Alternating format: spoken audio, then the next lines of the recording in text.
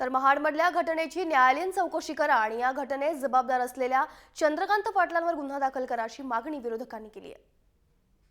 चंद्रकांत दादा पाटील सार्वजनिक बांधकाम खात्याचे मंत्री, त्यांच्या सर्वस्वी या सगळ्या गोष्टीला ते जबाबदार आहेत। त्यांच्यावर 302 चा गुन्हा दाखल केला पाहिजे। ज्याला काय अर्थ, ऑडिट झालं म्हणतात, मे मध्ये ऑडिट झालं आणि जुलैमध्ये पूल पडतो ऑगस्टच्या पहिल्या आठवड्यात, म्हणजे ऑडिटच बेकार झालं ना। मे मध्ये जर अधिकाऱ्यांनी त्याला सुरक्षिततेचं सर्टिफिकेट दिलं असेल आणि जुलैमध्ये एवढी मोठी दुर्घटना घडली तर काय चाललेलं आहे, कशा प्रकारे राज्य शासनाची जबाबदारी होती की त्याची कालावधी संपलेला आहे आणि त्यामुळे अधिक काळजीपूर्वक त्याची पाहणी करून त्याला बंद करायला पाहिजे किंवा त्याला मजबूतीकरण करण्याचे आदेश द्यायला पाहिजे होते। तोपर्यंत तो पूल बंद ठेवायला पाहिजे होता।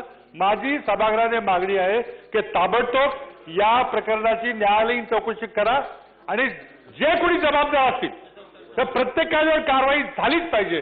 त्याचं ऑडिट झालं, स्टॅबिलिटी ऑडिट मे मध्ये झालं, पूल वाहून गेला, अध्यक्ष महोदय निरपराध लोकांचा जीव गेलेला आहे, ही जबाबदारी शासन घेणार की नाही अध्यक्ष महोदय? त्याच्यात निष्काळजीपणा आहे, पूर्णतः निष्काळजीपणा झालेला आहे, हलगर्जीपणा झाला अध्यक्ष महोदय। जे अधिकारी त्यात जबाबदार आहेत त्यांना आजच ताबडतोब त्यांच्याविरुद्ध फौजदारी गुन्हा, निलंबित नाही, त्यांच्यावर फौजदारी गुन्हा दाखल झालाच पाहिजे।